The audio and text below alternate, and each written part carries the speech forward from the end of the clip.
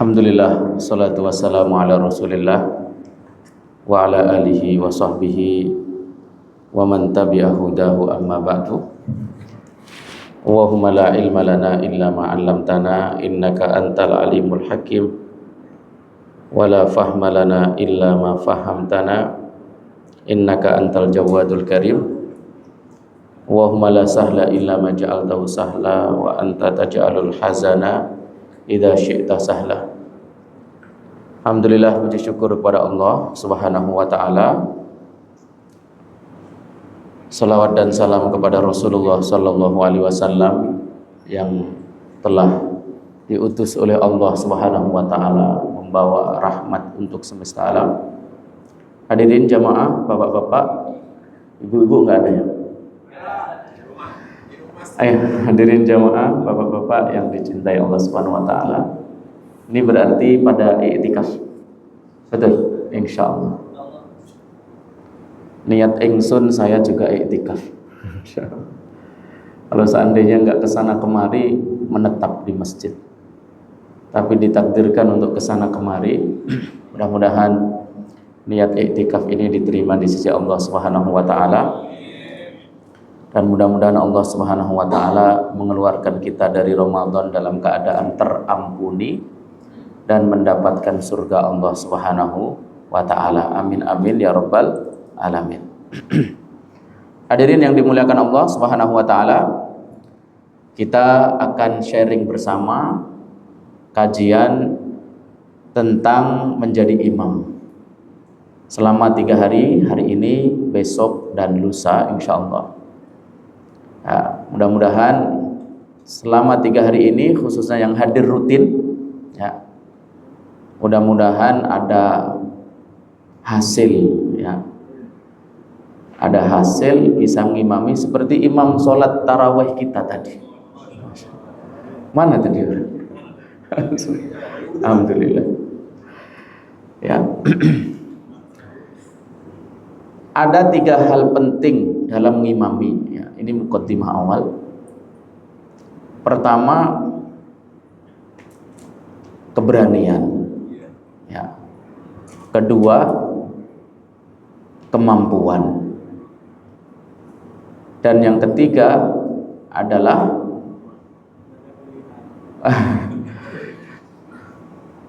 keberanian, kemampuan, dan yang ketiga adalah pembiasaan, atau kita awali dengan latihan. Jadi nanti di antara materi kita adalah latihan, praktek ya. Alhamdulillah. Hadirin yang dimuliakan Allah Subhanahu wa taala, ini sampai jam berapa ini saya?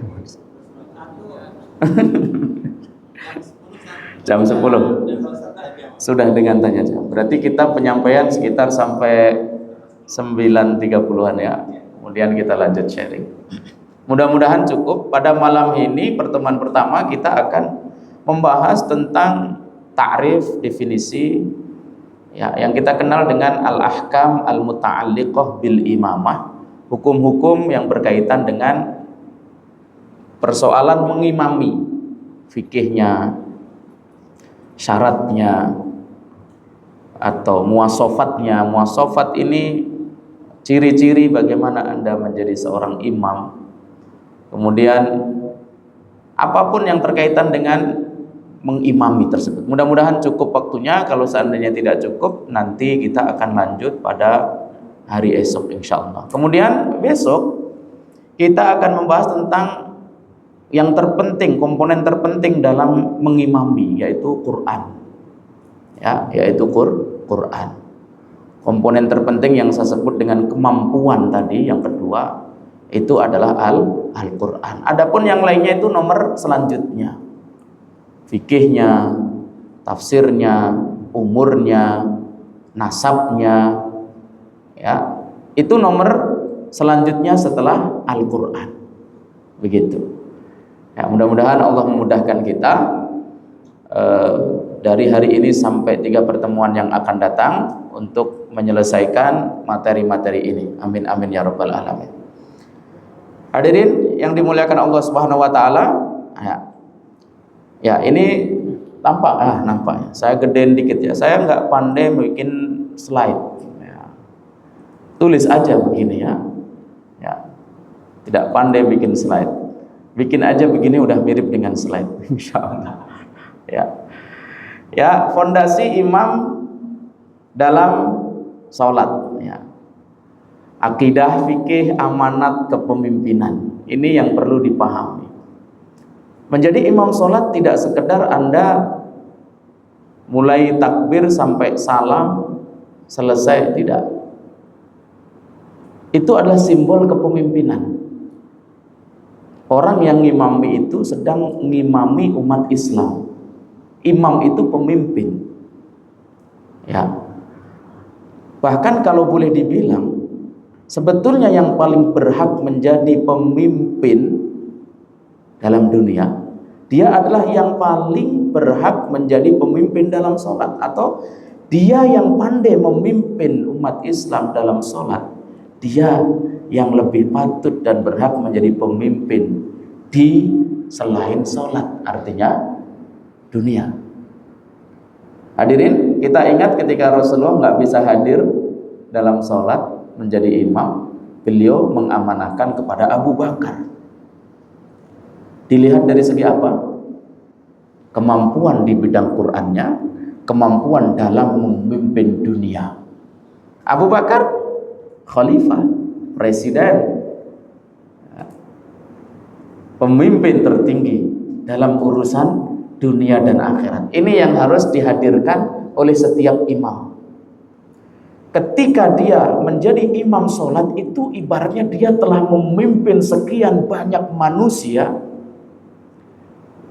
dari segi agamanya menghadap Allah Subhanahu wa taala. Memimpin dalam hubungan mereka kepada Allah Subhanahu wa taala. Berarti ini lebih berat daripada memimpin sekedar dunia. Ya kan? Maka dia yang pandai mengimami umat Islam dalam sholatnya, itu diantara standar untuk kita jadikan pemimpin kita dalam dunia. Hadirin, maka ketika di masa Umar bin Khattab ada seorang budak. Budak itu di masa perbudakan, nilai budak itu dia manusia tapi budak. Nilainya mirip-mirip dengan barang dagangan. Budak itu diperjualbelikan. Ada yang harganya sekian, kalau ganteng, taat, harganya sekian. Itu budak itu begitu. Dan di mata orang-orang yang merdeka, yang tidak budak, kaum budak itu hina sekali. Tapi karena dia memiliki Al-Quran, perhatikan dulu. Karena dia memiliki Al-Quran, sehingga dia diangkat menjadi gubernur. Sehingga dia diangkat menjadi komandan perang, sehingga dia dinobatkan menjadi imam dalam sholat. Hadirin yang suka scroll Facebook, sekali-kali like dan follow Masjid Al-Azhar Kairo, Mesir. 2 hari yang lalu anak umur 16 tahun, saya lupa namanya, anak kembar umur 16 tahun, kelas 1 SMA, memimpin sholat tarawih di Masjid Al-Azhar, yang di belakangnya adalah ulama-ulama besar Al-Azhar. Ulama-ulama Al-Azhar kalau lagi tidak ada jadwal di luar, mereka sholatnya di Masjid Al-Azhar. Kau bayangkan itu, anak kecil kelas 1 SMA ya, memimpin sholat, di belakangnya adalah orang-orang besar dari segi umur, dari segi fikih, dari segi hadis, dari segi ilmu, dari segi kemasyhuran. Luar biasa. Kenapa? Anak tersebut punya Quran. Ya. Anak tersebut punya Quran. Nanti kita bahas ini, ya kan? Artinya hadirin, kemampuan yang saya maksud adalah Quran. Adapun yang lainnya adalah urutan selanjutnya. Kemudian selanjutnya adalah latihan dan pembiasaan. Ya. Hadirin yang dimuliakan Allah Subhanahu wa taala, pertama kita akan membahas makna dan kedudukan imam dalam agama kita, imam sebagai pemimpin spiritual. Ketika dia mampu memimpin secara spiritual, tentunya dia berhak untuk kita pilih dalam memimpin kegubernuran, dalam memimpin kota. Maka hadirin, nanti ketika Anda mau memilih wali kota, bupati, gubernur, ciri pertama yang harus Anda lihat daripada orang tersebut, Qurannya seperti apa. Ngaji Fatihah nggak bisa, lah kok pilih jadi pemimpin. Nah, jangan salah lagi nanti. Ya. Kemudian kita tengok dalil Qur'annya dan keutamaan serta tanggung jawab seorang imam. Nah, ini saya tulis pakai bahasa Arab, mohon maaf. Jangan khawatir, akan saya terjemahkan juga, ya kan? Fadlul imamati fis sholati, keutamaan menjadi imam dalam sholat. Mungkin selama Ramadan kita dicekokin tentang keutamaan memberi makan orang yang berpuasa, sedekah, qiyam, Quran, dan seterusnya. Sekarang kita bahas keutamaan menjadi imam dalam sholat. Masya Allah. Imamatus sholati fil islami laha sya'nun azimun wa manzilatun rafi'atun. Memiliki kedudukan yang tinggi luar biasa dan tempat yang terhormat di dalam agama Islam ini. Sehingga nanti yang berhak menjadi imam bukan orang sembarangan. Ya, dan dia patut dimuliakan, dimuliakan oleh DKM, dimuliakan oleh masyarakat, dimuliakan oleh siapapun karena paham dia memiliki kemampuan di bidang Quran. Kenapa demikian? Karena jamaatul muslimin, jamaatul muslimin itu mendirikan sholatnya dipimpin oleh dia, dipimpin oleh imam. Ya, dalam sebuah hadis riwayat daripada Abdullah ibnu Umar, beliau berkata, saya mendengar Rasulullah Shallallahu Alaihi Wasallam bersabda, perhatikan di sini, sholatul jamaati, sholatnya orang-orang yang berjamaah. Dikatakan tafdulu, mengungguli, sholat al-fadhi, mengungguli sholatnya orang yang sendirian. Bisa ba'in wa isyrina darajatan, dengan 27 derajat keunggulannya orang yang sholat berjamaah dibanding orang yang sholat sendirian adalah 27 derajat. Dan itu dipimpin oleh imam. Kalau tanpa imam tadi, Anda hanya akan sholat sendiri. Ketika Anda sholat sendiri hanya dapat 1 derajat. Ketika bersama dan ada imam tadi, walaupun hanya 1 orang di belakang imam tadi, dari 1 derajat yang akan Anda dapatkan menjadi 27 derajat gara-gara imam tadi. Luar biasa jasanya seorang imam untuk mendapatkan atau membantu Anda mendapatkan pahala sebesar itu.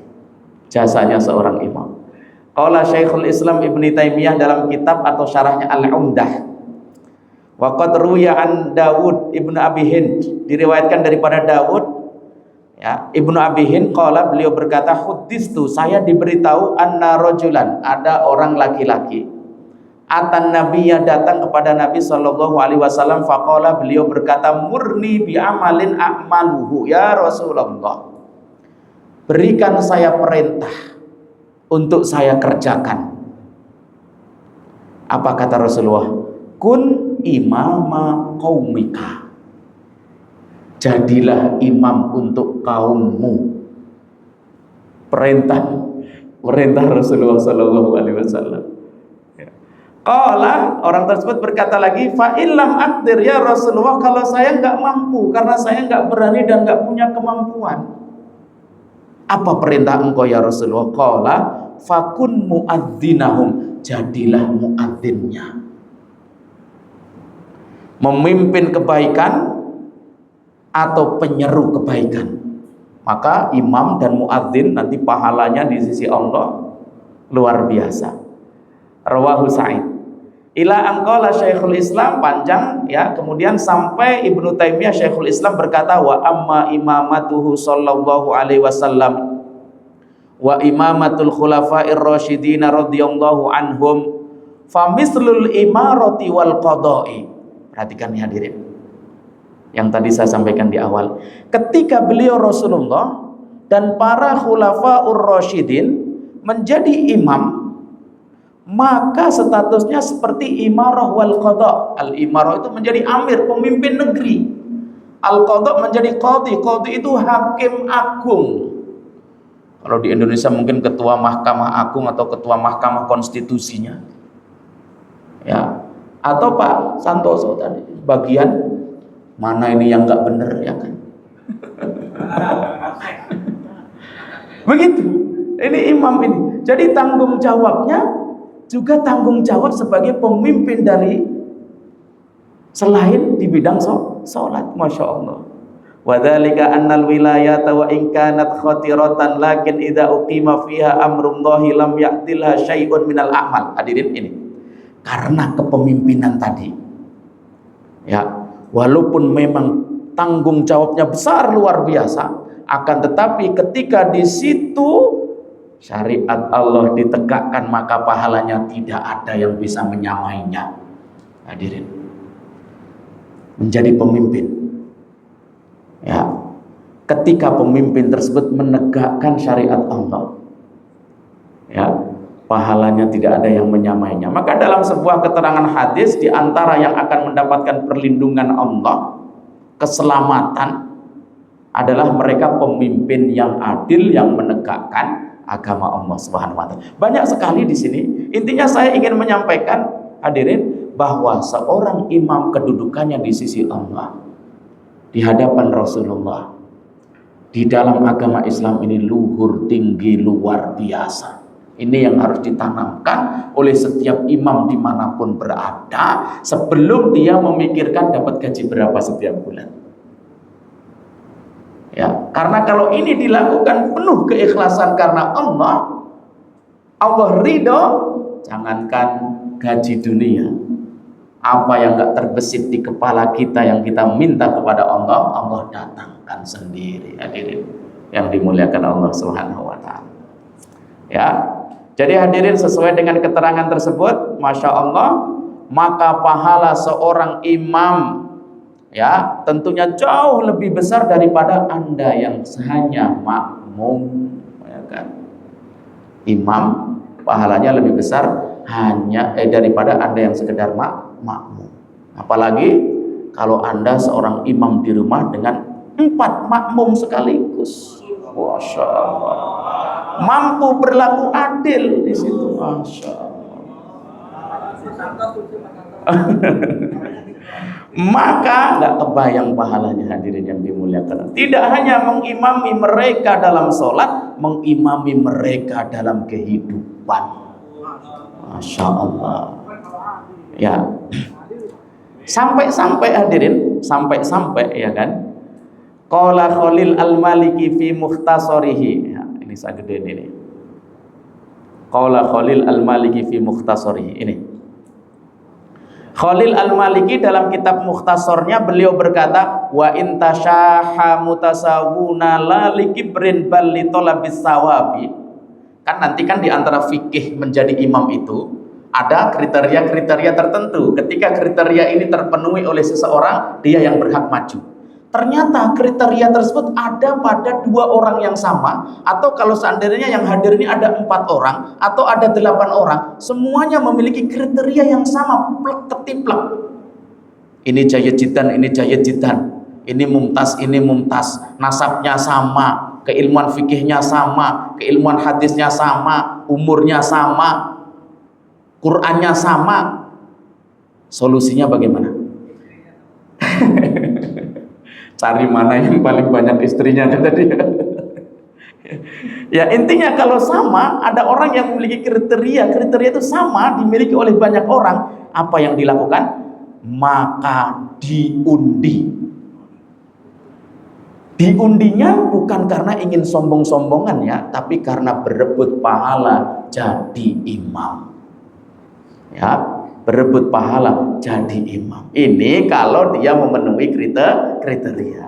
Kebanyakan sekarang berebut jadi imam padahal dia tidak bisa jadi imam. Ada banyak sekarang penyakit yang terjadi di tengah sebagian masyarakat kita di beberapa masjid, Masya Allah, berebut jadi imam. Ya, walaiyazubillah. Keagungan menjadi imam. Ini harus dipahami dulu oleh calon imam ini, ya kan? Oleh calon imam harus memahami ini, ya. Jadi imam sholat yang baik untuk keluarga sebelum makmumnya bertambah 2 atau 3, begitu. Syarat dan kriteria imam sholat, syarat sah imam dalam fikih, urutan prioritas imam dalam syariat, kriteria ideal, tambahannya nanti akidahnya, ibadahnya, akhlaknya, dan bacaannya. Oke. Poin pertama tadi udah selesai, mudah-mudahan dipahami dan mudah-mudahan menyemangati imam kita tadi, ya, untuk ikhlas lillahi ta'ala. Adapun yang lainnya alhamdulillah Allah datangkan sendiri insyaallah. Ya. Asyurutul wajibu tawafuruha fil imam. Syarat yang wajib dipenuhi Anda sebagai seorang imam. Fayushtaratu fi imamis sholati. Imam sholat disyaratkan satu, an yakuna musliman, muslim. Karena sholat ini ibadahnya orang Islam, ya kan? Apabila dia kafir, maka tidak sah menjadi imam bagi orang Islam. Yang kedua, an yakuna saliman minal bid'atil mukaffirati.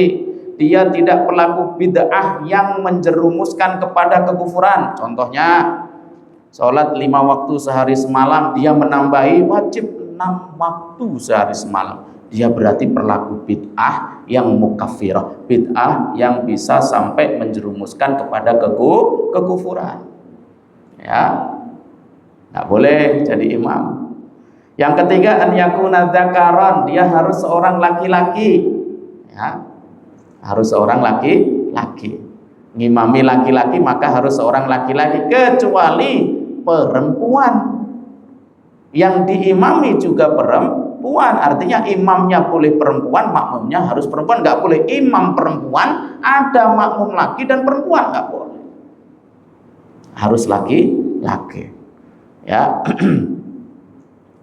Kemudian yang keempat, an yakuna ala toharotin. Ya, saat jadi imam jelas-jelas dia sudah dalam keadaan suci dari hadas kecil maupun hadas besar. Nggak bisa sudah qomat, dia buru-buru dalam keadaan tidak berwudu. Nggak enak ini kalau makmum nunggu lama, akhirnya dia sholat. Nggak sah, sholat dia nggak sah. Makmumnya bagaimana? Ya kalau sampai selesai nih makmum bukan dosa ditanggung oleh imam tadi. Begitu. Qala al-Imam An-Nawawi, ajma'atil ummatu ala tahrimis sholati khalfal muhdis. Umat Islam sepakat bahwa kita diharamkan sholat di belakang atau menjadi makmum pada orang yang sedang berhadas. Syarat yang kelima, hadirin, an yakuna aqilan, dia akalnya sehat. Kalau dia gila, nggak sah jadi imam. Nggak berakal orang yang gila. Ya, alhamdulillah. Mudah-mudahan akal kita selalu dijaga oleh Allah dan selalu sehat. Ya. Yang keenam, an yakuna qadiron alal ityani bi arkanis shalah. Dia mampu menunaikan rukun-rukun salat dari takbiratul ihram Allahu Akbar sampai salam. Dia mampu menunaikan semuanya itu. Kalau ada salah satu rukun salat ditinggalkan dan dia nggak bisa menunaikan, ya nggak bisa jadi imam. Ya, nggak bisa jadi imam. Yang ketujuh, an yakuna qadirun ala tilawatil fatihati, mampu membaca surat Al-Fatihah. Kenapa begitu? Karena surat Al-Fatihah bagian daripada rukun sholat. Ya, mampu membaca surat Al-Fatihah dengan baik. Ya, tidak salah-salah. Ya, kalau dia hafal tapi hafalannya salah-salah, kaf diganti tak diganti ro, dhammah di kasroh di dhammah, sehingga merubah makna dalam surat Al-Fatihah tersebut, maka nggak sah jadi imam. Masya Allah. Yang kedelapan, hadirin, alla yakuna ma'muman fil hali au fil asli kal masbuki idza qama liqada'i ma fatahu. Dia tidak menjadi makmum, paham nggak? Dia sedang makmuman, kok kemudian dia jadi imam? Nggak bisa. Ya, ada ustadz kita tadi ngimami isya, oke? Karena makmum yang baru datang terlambat tadi nggak suka sama ustadz tadi, Akhirnya yang baru datang makmuman kepada makmumnya ustadz ini. Status ustadz yang dimakmumi tadi statusnya makmum. Kalau statusnya makmum nggak bisa jadi imam. Paham? Alhamdulillah. Dan lain-lain sebagainya. Ini tentang syarat yang harus terpenuhi seorang imam. Ya. Riwayat daripada Abi Mas'ud Al-Ansari radhiyallahu taala anhu qala, beliau berkata Rasulullah sallallahu alaihi wasallam bersabda, ya ummul qauma aqra'uhum li kitabillah. Nah, ini kemudian mana yang harus didahulukan dalam imam, menjadi imam. Ya ummul qauma, mengimami suatu kaum, aqra'uhum, dia yang paling pandai membaca li kitabillah, kitab Allah. Kriteria pertama yang dinomorsatukan, paling pandai Al-Qur'an. Fa in kanu fil qiraati sawaan, kalau bacaan Qur'annya sama dengan yang lain, artinya yang hadir di situ ada 4 orang, kemampuan bacaannya sama, ya, maka fa'alamuhum bis sunnah. Kita pilih dari 4 orang tersebut mana yang paling alim dalam sunnah. Fa in kanu fi sunnati sawaan, kalau dalam sunnah pun berempat tadi sama kemampuannya, ya, pilih mana? Fa aqdamuhum hijratan, yang paling dulu hijrah, yang paling dulu masuk Islam, yang paling dulu menjadi muslim. Ada yang mu'alaf contohnya, ya, baru datang dia tapi kemampuannya luar, maka kita pilih yang paling senior terlebih dahulu dalam agama Islam ini. Fa in kanu fil hijrati sawaan, ternyata dalam hal hijrahnya pun mereka sama, kompak selalu itu, ya kan? Fa aqdamuhum silman, maka yang paling lama Islamnya. Oke, yang paling lama Islamnya. Wala ya ummannar rajulur rajula fi sultanihi, dan janganlah seseorang mengimami orang lain karena kekuasaannya. Ini gubernur nih, harus jadi imamnya, apalagi dia presiden. Sekalipun dia presiden, dia gubernur, dia bos Anda yang gaji Anda setiap bulan, tapi kalau nggak nyetet dalam baca Quran, nggak becus maksudnya. Nggak nyetet itu nggak bisa gitu orang Jawa. Ya nggak boleh kita dahulukan. Kalau seandainya kita mendahulukan, dia ngerasa nggak mampu, nggak boleh dia menerima, nggak boleh. Gitu. Sekarang penyakit yang terjadi, dia tahu dirinya itu nggak pantas jadi imam sholat, tapi minta diajukan. Tolong dong ajukan saya. Dan dengan bangga sekali saat dia maju jadi imam. Masya Allah. Ya, penyakit hadirin, kadang keinginan makmum untuk jadi imam itu ada. Ketika imam aslinya nggak datang itu saya gitu kan. Ya, tidak boleh. Wala yaq'udu fi baitihi ala takrimatihi illa biiznihi. Oke. Qala al-Imam Ibnu Battal. Ya, Imam Ibnu Battal dalam syarah Sahih Bukhari beliau mengatakan, wa qala Tabari, Imam Tabari berkata, lam mastakhlafan Nabi sallallahu alaihi wasallam as-Siddiq. Ketika Nabi meminta Abu Bakar As-Siddiq menggantikan beliau, ya, radhiyallahu anhu ala sholati, menggantikan ngimami salat, ba'da i'lamihi li ummatihi anna ahaqqahum bil imamati aqra'uhum li kitabillah. Setelah diberitahu bahwa yang paling berhak jadi imam adalah yang paling pandai dalam Al-Qur'an. Di antara yang ada di situ Abu Bakar yang paling pandai. Atau mungkin Umar, Utsman juga kepandaiannya sama, tapi Abu Bakar yang lebih tua tadi, kan begitu. Sahha annahu yauma qaddamahu lis-salati kana aqra'a ummatihi li kitabillah wa a'lamahum wa afdalahum, karena Abu Bakar waktu itu adalah dia yang paling pandai dalam Quran, dia yang paling alim, dia yang paling afdal. Hadirin yang dimuliakan Allah Subhanahu wa taala. Masya Allah. Jadi kriteria pertama, yang paling nomor pertama adalah kemampuan di bidang Al-Qur'an. Adapun bidang lain, fikihnya, Islamnya, akhlaknya, nasabnya, nomor selanjutnya. Ya, nomor selanjutnya. Oke, kita lanjut. Muwasafatul ahaqqi bil imamati mukhtalafun fiha bainal fuqaha. Walaupun di kalangan ahli fikih mana yang pantas didahulukan terlebih dahulu, itu di kalangan mereka ada ikhtilaf pendapat karena ada beberapa nas yang menunjukkan perbedaan pendapat tersebut ya. Di antaranya dalam hal fikihnya, dalam hal bacaannya, dalam hal waroknya, warok itu kehati-hatiannya dalam masalah halal dan haram, warok. Dalam hal iffah wa husnus sirah, dalam hal umur, sin, dalam hal keislaman, dalam hal nasab, ya kan? Dalam hal nasab itu diperbincangkan fayuqaddamul hasyimiyyu wal mutallabiyyu ala sairi Quraisy. Sama-sama Quraisy, maka Hashimi lebih didahulukan daripada selain Hashimi gitu. Wasairuha ala sairil Arab. Kalau tidak Hashim, yang penting dia dari suku Quraisy, lebih didahulukan daripada suku-suku yang lain. Ya. Wasairihim alal ujum, apalagi dari orang-orang non Arab. Ya, orang Arab lebih didahulukan daripada orang ajam. Ini di kalangan ulama fikih ada perbincangan di situ hadirin, ya kan? Wal adlu aula bil imamati minal fasik, antara orang yang adil dan orang yang banyak dosa. Tentunya orang yang adil lebih diutamakan daripada dia yang banyak dosa. Ya, wa in ikhtassal akhiru bi ziyadatin fi fiqhin wa qira'atin wa baqil khisal. Sekalipun orang yang banyak dosa tadi lebih pintar fikihnya, lebih pintar akhlaknya, qiraatnya atau bacaannya, maka orang yang adil lebih didahulukan. Nah, ini di kalangan ulama fikih diperbincangkan. Ya, ada yang memilih ini, ada yang memilih ini, dan seterusnya. Dan tentunya fasahihun anna salata khalfal barri wal fajiri minal muslimina jaizatun. Sah-sah saja kita salat di belakang seorang imam, baik imam tersebut orang yang baik maupun orang yang lacut. Lacut itu banyak melakukan maksiat. Sah.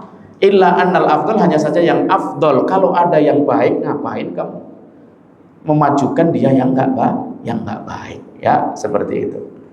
Kemudian wal asahu, dan yang paling sahih annal afqah muqaddamun alal awra. Orang yang lebih pintar fikihnya lebih didahulukan jadi imam daripada dia yang wara'. Wa kadzalika yuqaddamul aqra' alal awra. Orang yang lebih pintar Qur'annya lebih didahulukan daripada dia yang wara'. Wasahihu anna sahibal fiqhil katsir, pemilik memahami fikih yang sangat banyak, alladzi laisa ma'ul Qur'an, tapi enggak ngerti Qur'an. Maksudnya tidak memiliki Qur'an kecuali yang dia pakai dalam sholat. Oke? Ada orang pinter fikih luar biasa dan punya hafalan sedikit tapi hafalannya bagus. Bacaannya bagus luar biasa. Maka orang tersebut tentunya lebih utama daripada orang yang fikihnya hanya paham 1-2 bab, sekalipun Qur'annya banyak. Ya, perbincangan itu ada semua. Akan tetapi ketika dia memiliki fikih, memiliki Qur'an plus fikih ada pada dirinya, tentunya dia lebih diprioritaskan menjadi imam dibanding yang hanya punya Qur'an saja atau dibanding yang hanya punya fikih saja. Ya, seperti itu hadirin. Termasuk dia yang punya fikih, punya Quran lebih didahulukan daripada dia yang nasabnya tinggi, sekalipun nasabnya orang Quraisy.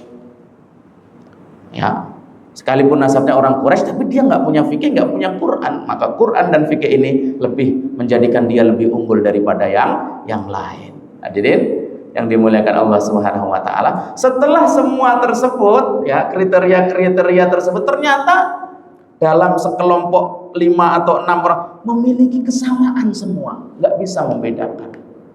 Maka ada kriteria lanjutan yang bisa kita tetapkan dan pilih dia jadi imam. Apa itu? Ini, nadzafatus saubi wal badani anil ausakh wa tibis sun'ati wa husnis sauti. Akan kita pilih yang suaranya paling enak, yang bagus, bajunya paling bersih, paling wangi, ya, yang wangi, thayyibus sunnah, yang perbuatan. Jadi begitu deh, ya kan? Wa ma asbaha minal fadail. Kullu hadza idza lam yakun asy-syakhsu waliyan fi mahalli wilayatihi. Ini semuanya kalau orang tersebut diantaranya tidak ada yang menjadi pemimpin. Tapi kalau diantara yang sama tadi, salah satu dari mereka adalah pemimpin negeri, bupati, wali kota atau gubernur, maka dia yang berhak menjadi pemimpin sholat tadi. Perhatikan di sini hadirin. Bagaimana imam dalam sholat? Hampir kedudukannya disamakan dan diapakan dengan imam atau pemimpin dalam sebuah negara. Tadi kita udah contohkan pinter Quran sama semua, pinter fikih sama semua, nasabnya sama semua, ya. Kemudian waroknya sama semua, ya. Ada kriteria ini. Tapi ternyata di antara mereka ada yang menjadi seorang wali. Wali ini pemimpin. Maka wali atau pemimpin tersebut yang kita dahulukan. Loh Ustaz, bukannya tadi tidak boleh mendahulukan jadi imam gara-gara kekuasaannya? Kalau dia kekuasaannya tapi nggak ngerti Quran, itu maksudnya. Tapi kalau dia presiden, gubernur, fikihnya luar biasa, Qurannya luar biasa, akhlaknya luar biasa, nasabnya luar, semuanya dia miliki, dia yang paling berhak memimpin imam, menjadi imam sholat tadi. Masya Allah. Ya, hadirin yang dimuliakan Allah Subhanahu Wa Taala, ini saya menukil kullu ma madha huwa fiqhul masalah. Itulah fikihnya, seperti itu. Akan tetapi di sebalik fikih ada namanya etika, ada namanya akhlak, ada namanya adab. Di antara adabnya adalah al-ibti'adu anit tasyawwufi lil wilayati wa minha al-imamah. Jangan tamak untuk menjadi pemimpin, di antaranya adalah pemimpin sholat. Jangan tamak. Jadi menawarkan diri untuk menjadi pemimpin itu secara Islam hukum asalnya enggak boleh. Termasuk menjadi pemimpin sholat itu enggak boleh. Secara hukum Islam asal enggak boleh. Abu Dzar pernah meminta kepada Rasulullah, ya Rasulullah, pengen dong saya jadi pemimpin. Kata Rasulullah, ya Abu Dzar, kamu ini lemah. Kepemimpinan ini amanat yang besar, berat sekali, ya. Jadi apalagi kita yang belum terbiasa, jangan tamak untuk menjadi atau diajukan untuk menjadi pemimpin, diantaranya pemimpin dalam sholat, karena dia amanat yang besar. Dan kita masing-masing harus husnudzon kepada saudara kita dan lebih menutup diri kita sendiri, ya kan? Kecuali hadirin kita yakin di sekitar kita nggak ada yang lebih pandai dalam Quran selain Anda. Boleh. Nabi Yusuf dalam Al-Quran juga menceritakan, ya kan? Jadikan saya ya, untuk mengurusi khazainul ardi, perbendaharaan bumi, ya, keuangan Mesir. Inni hafizun alim, karena saya mengetahui ilmunya. Melalui keterangan tersebut, para ulama menyimpulkan ketika tidak ada yang lebih pantas daripada dia, kemudian dia merasa kalau dia tidak maju, nanti orang bodoh akan maju memimpin, maka boleh bagi dia untuk memajukan dirinya. Gara-gara ini nih, banyak orang yang merasa saya yang paling pantas, akhirnya berebut mencalonkan diri, ya, padahal dia tidak pantas sama sekali, nggak punya ilmu sama sekali. Setelah sudah terpilih, udah nggak bisa ngapa-ngapain, ya. Jadi ini nyerempet-nyerempet menjadi pemimpin dalam sebuah kota, negara, gubernur, wali kota, bupati, ya, karena memang imam dalam sholat itu seperti itu, ya kan? Termasuk hadirin, wa aidan idza sya'arul imamu annal ma'mumina la yuhibbuna sholatahu. Kalau kita sebagai imam paham orang-orang ini enggak suka sama saya sebagai imam, Ustadz imam juga saya ini kan. Saya paham orang-orang ini enggak suka sama saya karena saya bacaannya jelek. Enggak boleh saya memaksakan diri untuk mengimami mereka, enggak boleh. Ya, jangan gitu kan. Atau teman-teman ini membenci saya gitu loh, maka kita sebagai imam harus paham hal itu, karena mereka akan menghadap Allah, butuh ketenangan dalam sholat, butuh kenyamanan dalam sholat. Jangan sampai kita mengimami mereka sholatnya nggak khusyuk gara-gara kita jadi imam, ya kan? Maka dalam hal ini kita sebagai imam harus paham dan ngalah, namanya ngalah. Hadirin yang dimuliakan Allah Subhanahu wa ta'ala, inilah adab, inilah etika, inilah akhlak. Oleh karena itu hadirin, fanunashidul ma'mumin, bagi mereka yang belum jadi imam, artinya para makmum, janganlah tamak untuk dimajukan jadi imam kalau imam yang asli sudah tidak hadir atau terlambat. Jangan pula banyak protes kepada imam yang sudah ditetapkan, ya, seperti itu. Wa nunasyidul a'immah, kami pula sarankan kepada para imam-imam yang sudah ada dimanapun berada, ya termasuk saya juga imam, Pak. Selama di Mesir, di antara kegiatan saya selain kuliah, imam masjid, tinggal di masjid, ya, imam masjid. Khususnya bulan Ramadan ini, setiap bulan Ramadan imam tarawih, imam tahajud, bahkan satu malam itu sampai 3 masjid saya imam itu, ya. Di sini 1 juz, setelah selesai tarawih pindah ke masjid 1 juz lagi dan seterusnya. Kalau di Mesir tarawih itu 1 juz, Pak, minimal itu dalam 8 rakaat, ya kan? Alhamdulillah kita di sini juga alhamdulillah 1 ayat tadi 1 rakaatnya 1 ayat, alhamdulillah. Mudah-mudahan pahalanya tidak berkurang, sama dengan pahala 1 juz insya Allah, ya kan? Ya. Dan kita harapkan kepada semuanya juga untuk mementingkan kepentingan umum, karena sholat jamaah ini latihan agar kita saling tolong menolong, hidup bersama, berdiri bersama, jangan saling rebutan, ya kan? Wala takhtalifu fatakhtalifa qulubukum, di antara sabda Rasulullah saat mau ngimami, la takhtalifu, jangan kalian berselisih, jangan kalian ribut. Sehingga kalau kalian berselisih, ribut, hati kalian juga nanti berselisih dan ribut, dan ini bahaya. Hadirin yang dimuliakan Allah. Syurutu sihhati imamatil jahil, orang bodoh sah nggak jadi imam? Orang bodoh, sesuai dengan keterangan tadi, sah kalau tidak ada yang lebih pintar dari dia. Contoh dalam suatu kampung, dia memang bodoh, nggak ngerti fikih, tapi dia pintar baca Fatihah, hafal Al-Ikhlas dengan baik, tapi memang dia bodoh. Dibanding di sana tadi yang mungkin agak pinter gitu kan, tapi Fatihah nggak ngerti, maka orang bodoh tadi sah jadi imam. Paham sampai di sini? Oke. Yang kedua, at-taqaddum lil imamati wa khasyatir riya. Ada beberapa poin. Maju untuk jadi imam takut riya. Ada orang yang berpikir, ya kadang saya juga seperti itu, ya kan? Di Mesir ketika orang melihat saya sholat di masjid itu, mereka pasti nyuruh saya jadi imam, orang yang sudah tahu, ya kan? Nah, beberapa selanjutnya saya paham bahwa imam ini berat, ya, kadang kita sebagai seorang takut riya, ya. Bagaimana solusinya? Solusinya, wahai kamu seorang imam, silahkan maju menjadi imam, khususnya di saat nggak ada yang mau jadi imam. Itu yang pertama. Yang kedua, di saat ada yang mau jadi imam tapi dia tidak lebih baik dari kamu, adapun Anda takut riya, ya diperangi, jangan riya, begitu.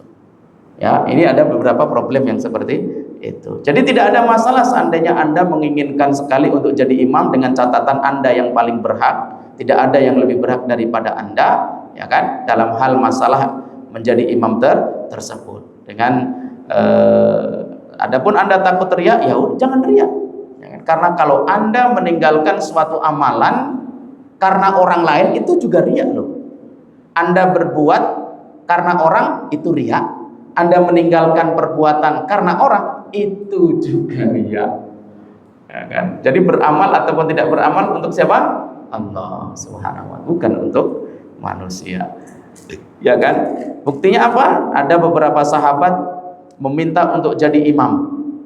Di antaranya hadis daripada Utsman ibnu Abil As radhiyallahu anhu, ya, Utsman ibnu Abil As radhiyallahu anhu, wa qad talaba, ya, annahu qala, beliau berkata, ya Rasulullah, wahai Rasulullah, ij'alni imama qaumi, ya Rasulullah, jadikan saya imam terhadap kaum saya. Faqala, kemudian Rasulullah sallallahu alaihi wasallam bersabda, anta imamuhum, kamu adalah imam mereka, ya. Jadi ada orang datang minta kepada Rasulullah untuk jadi imam. Kemudian Rasulullah mengatakan kepada dia, oke, Anda berhak jadi imam mereka, karena Rasulullah melihat dia berhak. Atau orang tadi ketika datang dia merasa dirinya berhak, begitu kan?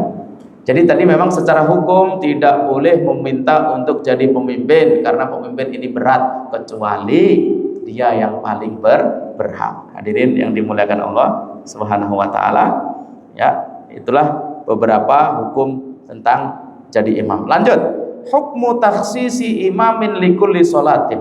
Setiap sholat ada imam khusus. Apa hukumnya?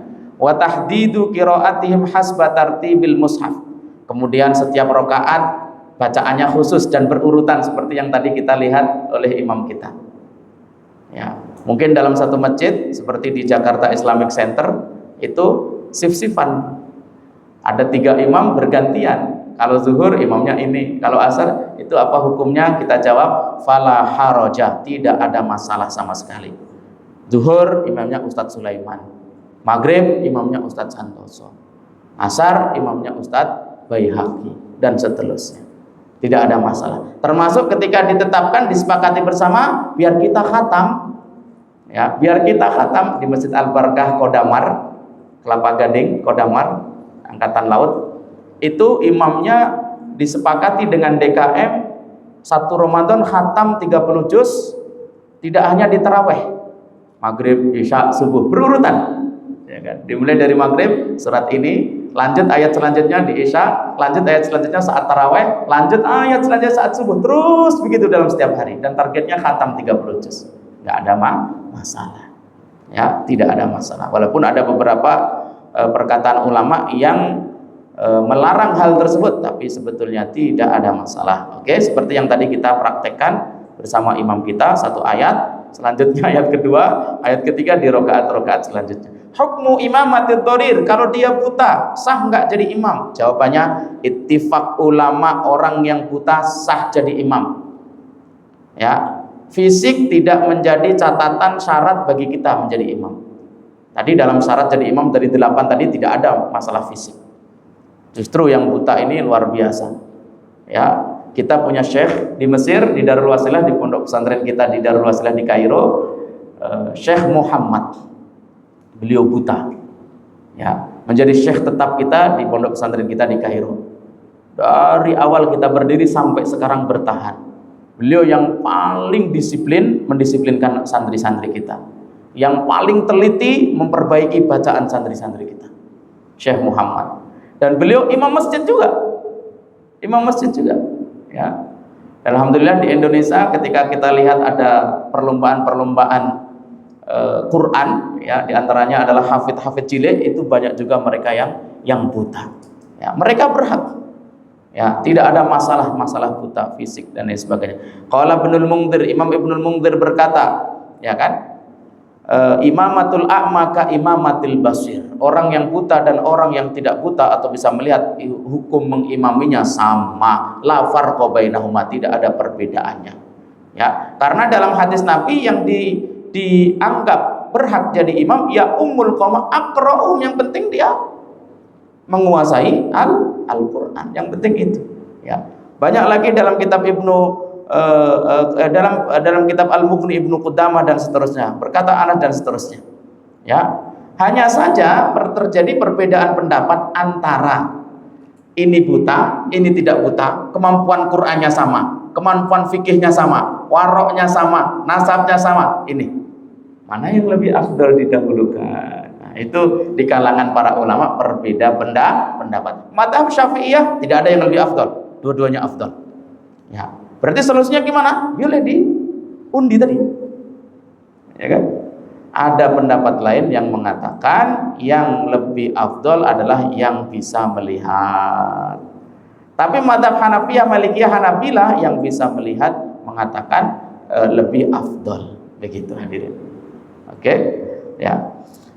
Hal yajuzu lil imami an yastanida ila kursiyyin indal qiyami wal julusi fi sholatil mafruḍah. Ada imam karena fisiknya dia sudah tua dan lemah, sehingga ketika mau berdiri atau mau duduk dia bersandar pada kursi. Boleh atau tidak seorang imam melakukan itu?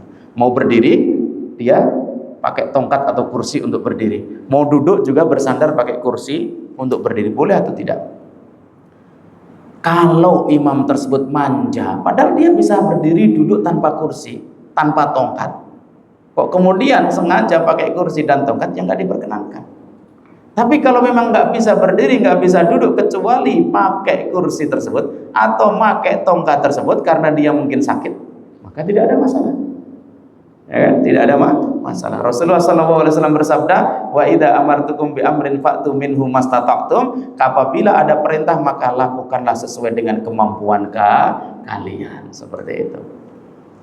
Qala Ibnu Qudamah wa in qadara 'alal qiyam, kalau dia mampu berdiri, bi an yattaqiya 'ala asa au an yastanida ila ha'id au an ya'tamida 'ala ahadi janibihi lazimahu li'annahu qadirun 'alal qiyam min ghairi dharar falazimahu kama law qadara bi ghairi hadhil asya. Intaha. Ya. Seperti itu hadirin yang dimuliakan Allah Subhanahu wa taala. Problem lagi ketika imam salah membaca. Ini kalau dalam bahasa fikih namanya al-fathu alal imam, ngingetin imam saat salah membaca. Itu biasanya kalau surat-surat pendek imamnya salah membaca, kompak semuanya ngingetin. Betul atau tidak? Karena imam makmumnya hafal semua surat itu, imamnya salah. Kompak semuanya ngingetin sehingga imam nggak sadar ini berisik ngapain gitu kan. Kita sebagai imam bingung kadang. Gitu kan. Hadirin, yang berhak mengingatkan imam kalau imam sedang salah dalam bacaan adalah orang yang paling berada di saf pertama. Dan dari saf pertama, kalau panjang, lihat panjang. Dan dari saf pertama tersebut, yang paling berhak adalah yang paling berada di belakang dia, di dekat dia. Makanya, di antara sunnah yang perlu kita lakukan, yang berdiri di belakang imam tepat, atau kanan kiri, dia yang pintar Qur'annya juga, atau yang selevel dengan imam tersebut dari segi Qur'annya. Sehingga apa? Kalau imamnya salah, dia yang bertugas ngingetin, bukan yang pojok sana ngingetin, pakai speaker pula ngingetin di sana itu. Ya, walaupun saya ke sana itu hafal dan paham, ini imam sedang sholat, diam, karena suaramu dari sana nggak kedengeran, percuma. Imam juga akan kebingungan. Toh kesalahan imam saat membaca, kecuali Fatihah, toh kesalahan imam saat membaca tidak membatalkan sholat dan tidak merusak sholat, kecuali salah dalam Fatihah. Dan dalam Fatihah insya Allah semua imam ya sudah bagus kan begitu. Dalam hadisnya Rasulullah SAW bersabda, liyaliyani minkum ulul ahlami wan nuha, hendaklah berada di belakang saya mereka yang memiliki akal dan memiliki ilmu. Summal ladzina yalunahum, summal ladzina yalunahum, summal ladzina yalunahum. Kemudian di belakangnya lagi, di belakangnya lagi, di belakangnya lagi yang memiliki kemampuan yang berada di bawahnya, di bawahnya, di bawahnya. Wa iyyakum wa haisyatil aswaq. Takutlah kalian tentang keberisikan pasar. Maksudnya wahai syatil aswaq ini berisiknya saat sholat gara-gara semuanya teriak mau benerin imam yang salah bacaannya. Wa iyyakum, jangan lakukan itu, kata Rasulullah sallallahu alaihi wasallam. Sampai di sini paham hadirin. Maka ya ini pentingnya DKM masjid membuat daurah jamaah yang rutin, jamaah yang setiap saat ada di masjid itu ada pembekalan. Ada pengajian khusus dalam masalah ini, ya kan? Oh ini udah bagus bacaannya, udah bagus ngajinya, nanti Pak Anda duduk di belakang imam, saf Anda di belakang, kafling Anda di situ tutut, ya seperti itu. Oke? Ya. Kemudian ada masalah lagi syurutu imamati sobi. Hadirin, anak kecil yang belum balik sah nggak jadi imam? Dalam syarat-syarat jadi imam tadi nggak ada itu balik. Berakal, ya. Tapi masalah balik enggak kita sebutkan. Artinya anak kecil yang belum balik, yang penting sudah mumayyiz, tahu ya mumayyiz. Ketika dia memiliki kemampuan Al-Quran yang melebihi orang tua, maka dia sah jadi imam dan lebih berhak jadi imam. Kapan dia nggak boleh jadi imam? Anak kecil tersebut, ketika ada yang lebih tua dari dia, lebih balik dari dia, memiliki kemampuan sama dengan dia, anak kecil tadi nggak bisa jadi imam. Ya, sampai di sini paham. Ustadz, kalau dalam rangka ngajari dia nggak ada masalah, silahkan. Dalam rangka nggak ada maslahatnya, ya kan? Karena kalau kita nggak ajari dia, nggak kita jadikan dia membiasakan, nanti nggak ada generasi selanjutnya. Jadi imam-imam yang sudah senior harus memberikan kesempatan kepada imam-imam yang masih junior, yang memiliki kemampuan yang bagus untuk maju ngimami, khususnya dalam salat-salat sunnah, salat tarawih. Ini waktunya untuk menciptakan para imam-imam, ya, memberanikan diri, ya, seperti itu.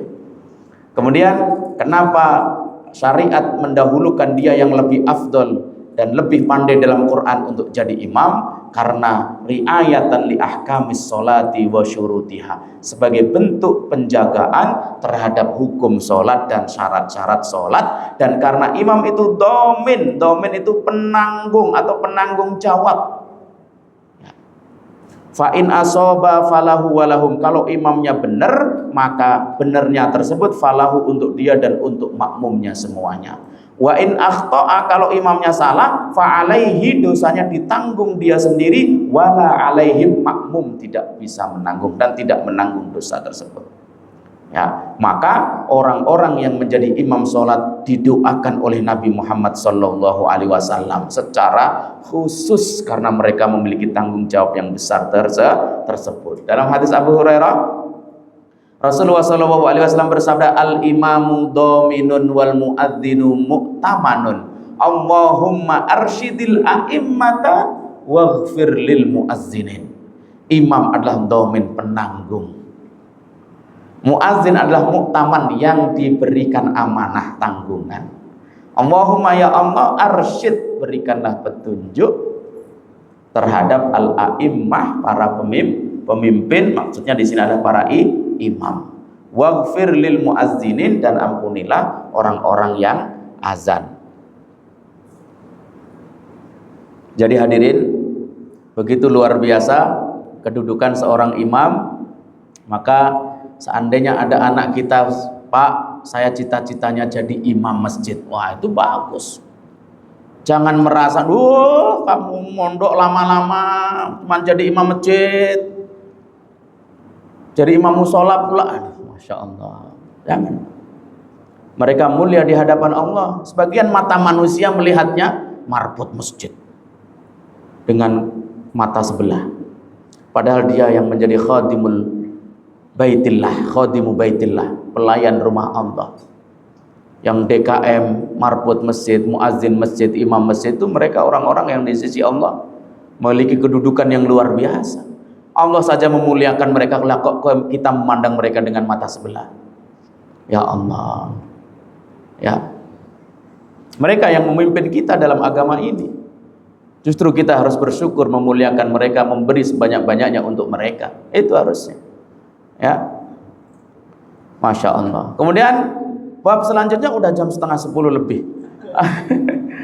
Banyak lagi sebetulnya tentang teori ini, ya kan, tentang fikihnya, tentang masalahnya, tentang hukum-hukum yang berkaitan dan seterusnya, tentang bagaimana makmum, secara cepat saja ya, makmum menjadi makmum. Bagaimana makmum harus mengikuti imam, tidak boleh mendahului imam.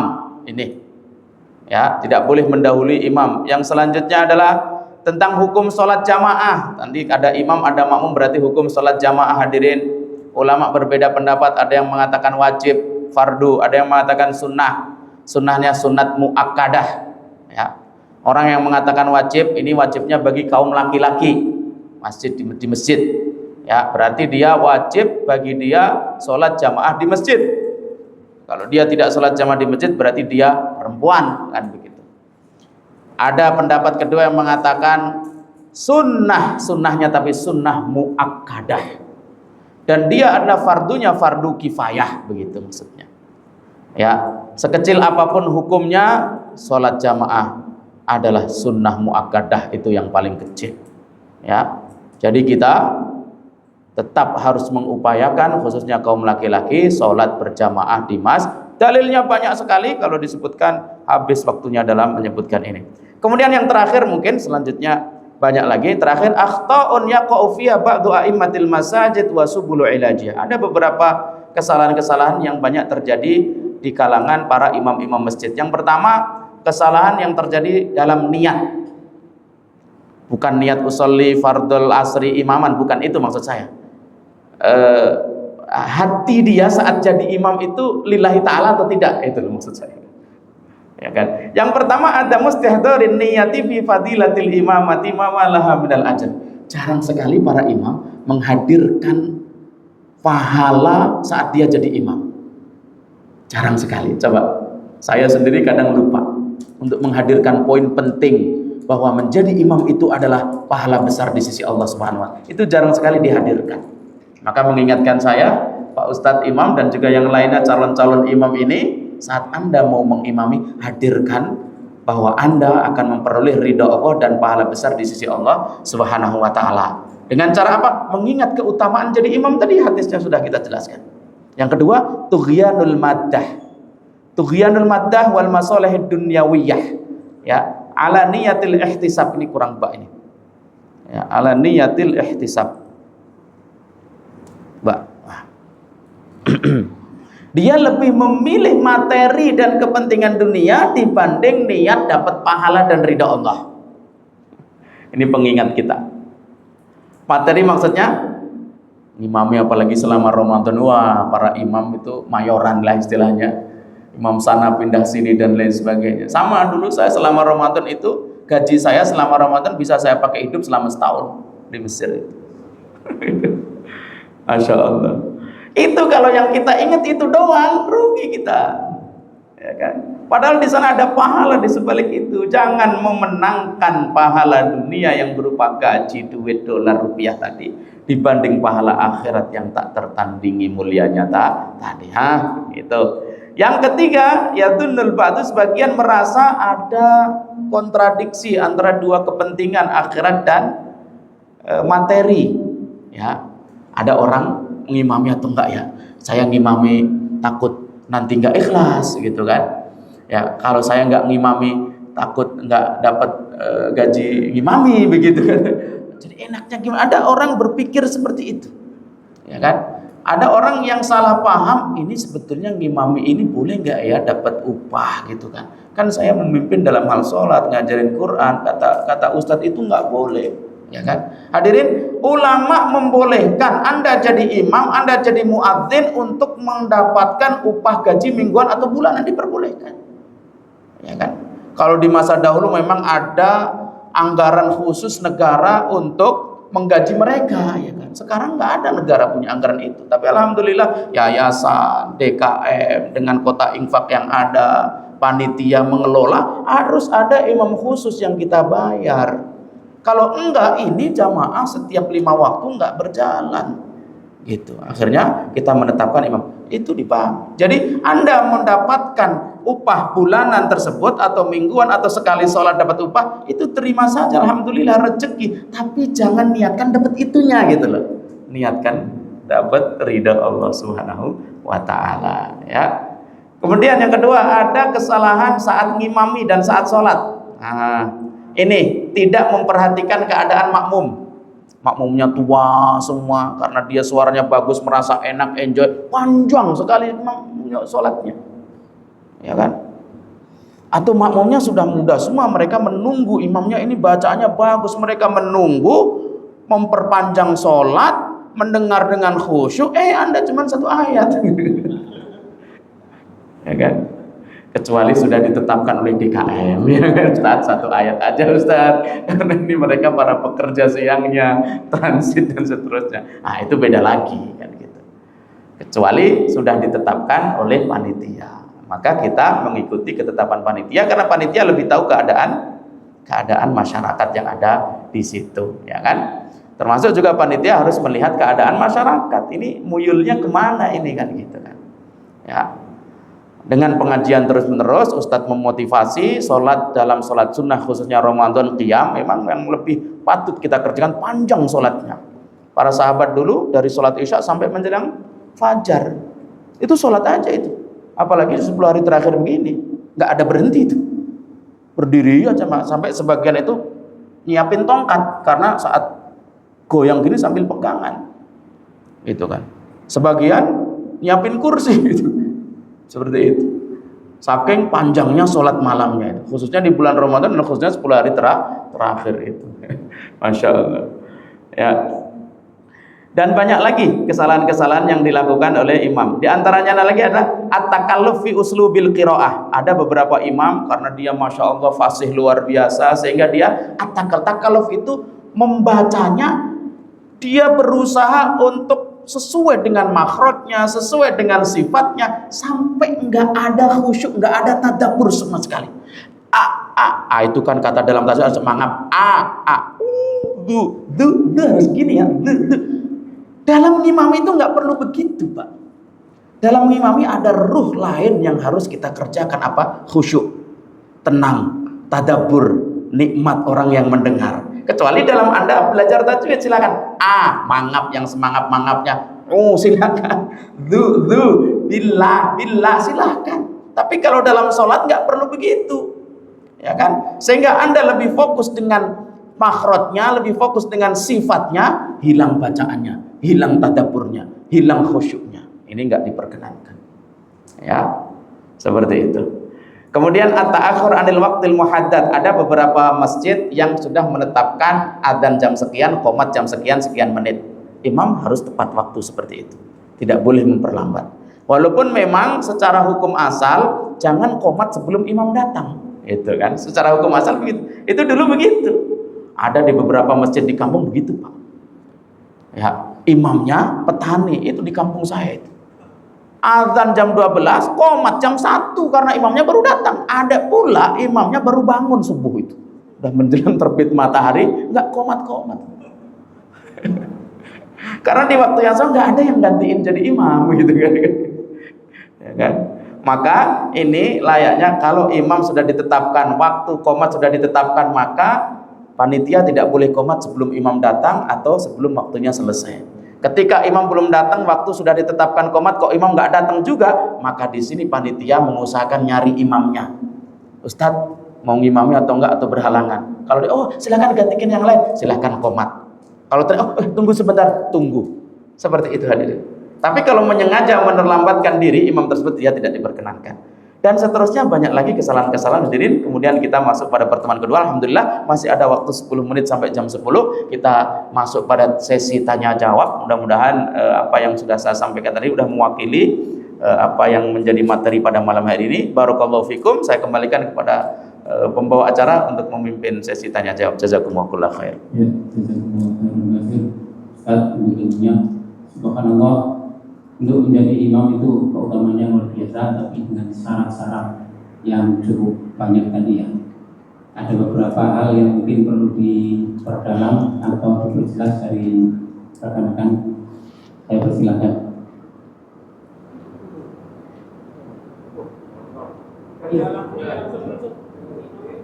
Saya izin bertanya. Monggo. Ada 2 kasus yang mungkin sering terjadi di masyarakat. Yang pertama, menjadikan makmum masbuk sebagai imam karena ingin dapat pahala salat jamaah. Artinya datang terlambat sesudah salam, kemudian ada makmum yang menambah rakaat sendiri, menyelesaikan salatnya, kita menjadikan dia imam. Apakah ini dibenarkan atau ya menjadi masalah? Kemudian yang kedua, sering terjadi membenci imam bukan karena kebencian dunia, tapi karena bacaan panjang. Nah, ini mohon diluruskan, Ustaz. Siap. Kalau yang dimaksud tadi, imam asal sudah selesai, makmumnya masbuk, contoh 2 rakaat tertinggal, sehingga dia harus menyelesaikan 2 rakaat selanjutnya. Kalau sholatnya 4 rakaat ya, menyelesaikan 2 rakaat. Kemudian ada orang yang baru datang, mau jamaah gitu kan, melihat ini tadi makmum yang masbuk tadi masih 2 rakaat ya, akhirnya diteblek kan, dikasih isyarat. Sebetulnya nggak harus neblek, ngasih isyarat agar dia ikut sholat di belakang dia jadi makmum. Nah, maka dalam hal ini ada diperkenankan niat makmuman berubah menjadi niat imaman. Jadi yang makmum tadi itu, yang tadinya dia niatnya kan makmum tuh, ketika diberi isyarat ada yang mau jamaah bersama dia di belakangnya, kemudian dia di waktu yang sama merubah niatnya menjadi imaman. Ini namanya tahawulul makmum ila imam. Tahawulul makmum ila imam. Perubahan status makmum menjadi imam. Ketentuannya di sini. Qala Ibnu Qudamah, wa in ahrama makmuman, kalau dia saat takbiratul ihram, Allahu akbar, takbiratul ihramnya niatnya makmuman lillahi ta'ala, summa soro imaman, kemudian dia menjadi imam, au naqala nafsahu ilal i'timami bi imamin akhar, atau dia memindahkan dirinya menjadi makmum dengan imam yang lain. Perubahan ini diperbolehkan dalam satu tempat, yaitu wa huwa idza sabaqal imamul hadas. Nah, ini ketentuan pertama. Ketika imamnya tadi Ustadz Sulaiman ngimami Isya 4 rakaat, tapi ternyata di rakaat kedua tiba-tiba dia kentut. Jamaahnya buyar. Enggak bisa buyar. Ya, Ustadz Sulaiman tadi harus pergi karena enggak bisa ngelanjutin imam. Karena dia hadas. Siapa yang lanjutin? Makmum di belakangnya tadi maju menjadi imam, padahal tadi statusnya dia makmum, berubah menjadi imam. Itu keadaan ini. Keadaan tersebut diperkenankan. Jadi tadi awal niatnya makmum, kemudian berubah menjadi niat jadi imam, begitu. Ya, wa huwa idza sabaqal imam fastakhlafa man yutimmu bihi mushalah wa qad dzakarna hada wa la yasihhu fi ghairi illa an yudrika thnani ba'da sholati ma'al imam falamma sallama itamma ahaduhuma bi sahibihi fi baqiyati sholati fa fihi wajhani. Nah, kemudian keadaan kedua yang ditanyakan tadi. Ya, keadaan kedua yang ditanyakan tadi. Ada 2 makmum yang masbuk. Ya. Ada 2 makmum yang masbuk, kurang 2 rakaat. Untuk menyempurnakan 2 rakaat yang tersisa tadi, 2 makmum tadi tiba-tiba satunya jadi imam, satu jadi makmum daripada temannya ini. Boleh atau tidak? Ini ada 2 pendapat ulama. Ada yang mengatakan boleh, ada yang mengatakan tidak. Adapun yang tadi dia makmum, masih 2 rakaat, datang orang baru mau jadi makmum terhadap ini diperkenankan. Ya, yang diperselisihkan di kalangan 2 orang sama-sama masbuk, berdua, masih sisa 2 rakaat. Ini jejeran ini. Tiba-tiba ketika imam asalnya selesai salam, tiba-tiba satu jadi makmum, satu jadi imam, merubah niatnya. Ya, ini fafihi wajhan, ada 2 pendapat. Satu mengatakan boleh, satu mengatakan tidak boleh. Wa inna wal imamul i'timama bi ghairihi lam yasihha illa fi mawdi'in wahidin. Kalau seorang imam niat jadi makmum terhadap orang lain maka tidak sah kecuali dalam satu tempat. Wa huwa idza stakhlafal imamu man yusolli, yaitu ketika imam tersebut meminta orang yang sholat di belakangnya menggantikan dia jadi imam. Summa jaa fi asna'is sholati, kemudian dia datang lagi di tengah-tengah sholat, fataqaddama fasara imaman wa bana ala sholati khalifatihi wa fi dzalika salasatu riwayat. Dan ini ada 3 riwayat pendapat ulama dalam fikih. Hadirin yang dimuliakan Allah, banyak kasus-kasus seperti itu ya. Itu mudah-mudahan bisa menjawab. Satu lagi tentang ketidaksukaan kita orang yang kepanjangan. Ini kita yang tadi kita bilang nunasyidul a'immah, kita mohon kepada para imam untuk yura'i ahwala al-ma'mumin, memperhatikan keadaan makmum. Ya kan? Memperhatikan keadaan makmum. Di waktu yang sama makmum pun kan harus paham keadaan imam. Tadi kan kita menyerukan kepada imam, menyerukan kepada makmum untuk saling memahami, tidak mengedepankan ego dan keinginannya sendiri. Makmumnya pengennya pendek, imamnya pengennya panjang. Imam belum tahu keinginan makmum, akhirnya dia panjang. Harusnya ngapain? Makmumnya memahami. Oke? Makmumnya pengennya panjang, imam nggak mau, pengennya pendek. Akhirnya imam tersebut dengan sengaja memendekkan padahal makmumnya pengennya panjang. Nah, ini juga problem. Ya kan? Ya, ini juga problem.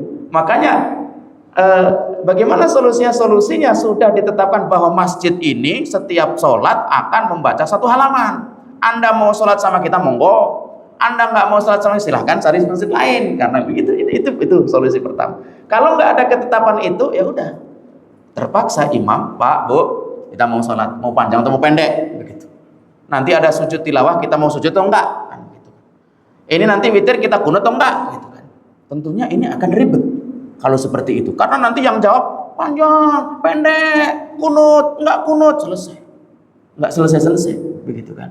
Dan kita bingung, kita imam kan harus memperhatikan keadaan mereka, ini milih yang mana nih, begitu kan, seperti itu, dan itu bingung, ya kan. Kecuali mereka sepakat, terserah Ustadz pilih yang mana. Kalau pilih yang panjang kita ngikut, walaupun kita pemeluk yang pendek. Kalau Ustaz mau pilih yang pendek, kita ngikut walaupun kita pemeluk yang panjang. Kalau begitu kan, oke, imam yang menjadi pemutus keadaan. Ya kan? Ini yang dimaksud dengan bahwa dalam berjamaah itu latihan kita ta'awun, saling tolong menolong, saling memahami. Jadi ketika wahai kalian para makmum yang menginginkan sholat itu pendek, ternyata datang ustadz dari luar, DKM nggak ngasih tahu. Biasanya di sini sholatnya 1 rakaat 1 ayat, DKM lupa ngasih tahu. Ternyata dia 1 rakaat 1 halaman. Selama 2 rakaat, setelah 2 rakaat salam jangan kau lemparin sepatu dia. Cukup kau bersyukur, ya Allah, nikmat sekali. Begitulah harusnya begitu, ya kan? Demikian pula sebaliknya harus saling memahami. Ini yang kita sebut dengan bahwa berjamaah dalam sholat adalah latihan kita berjamaah dalam kehidupan. Ada yang pengen ini, ada yang pengen itu. Tidak bisa kita memaksakan kehendak kita sendiri-sendiri. Ya kan? Tidak bisa. Harus memahami yang lain. Demikian pula saat kejadian itu terjadi, udah kita jangan marah. Apalagi dalam keadaan sholat kok kita marah-marah gitu. Ya kan? Kita marah-marah gitu. Adapun tentang Rasulullah SAW mengatakan kepada Mu'ad yang memanjangkan sholatnya, afatanun anta ya Mu'ad, wahai Mu'ad, kamu pengen bikin fitnah? Kenapa engkau nggak pendekkan sholatmu? Gara-gara diaduin oleh seseorang yang sholat bersama Mu'ad, dipanjangin, akhirnya mutung itu orang, akhirnya sholat di belakang sendirian sampai selesai. Ya kan? Itu hal yang lain. Kalau tidak ada ketetapan-ketetapan yang Mu'ad nggak memperhatikan keadaan, atau mungkin orang tersebut juga nggak paham, begitu loh. Ya kan? Tapi karena mungkin orang tersebut awam, orang yang baru mau sholat, semangat sholat, gitu loh. Kok dipanjangin akhirnya dia nggak mau lagi sholat, ya kan? Makanya Rasulullah lebih memilih untuk membela orang tersebut demi agar dia tetap menjaga sholatnya. Kemudian pelajaran selanjutnya agar kita sebagai seorang imam memperhatikan keadaan makmum. Rasulullah pengen memanjangkan sholat, tiba-tiba mendengar anak menangis, akhirnya dipercepat sholatnya. Setelah itu ditanya oleh para sahabat, ya Rasulullah, kenapa kok tiba-tiba kamu mempercepat sholat? Apakah ada wahyu turun? Enggak. Tadi saya melihat ada yang menangis, saya takut anaknya menangis mengganggu kekhusyuan ibunya, akhirnya saya percepat sholatnya. Nah, seperti itu, ya kan? Ternyata hadirin, kadang isyarat makmum itu beda-beda. Ada yang teriak, panjangan pula. Kita pun paham lah, ini udah panas kayaknya nih bokongnya ini, wah kan begitu kan? Udah goyang-goyang, udah selesai dulu. Ya seperti saling memahami. Tapi di waktu yang sama, kalau ustadznya nggak mau paham, ya kan? Anda pengennya ustadz selesai, ustadznya masih pengen menyampaikan, Anda sabar, begitu kan? Yang Anda dengarkan tuh ilmu. Ketika Anda lebih sabar, pahala lebih banyak, begitu, ya kan? Seperti itu. Jadi saling memahaminya begitu dan tidak memaksakan kehendak masing-masing. Demikian, udah jam 10. Ada lagi yang mau didiskusikan? Silakan. Lanjut.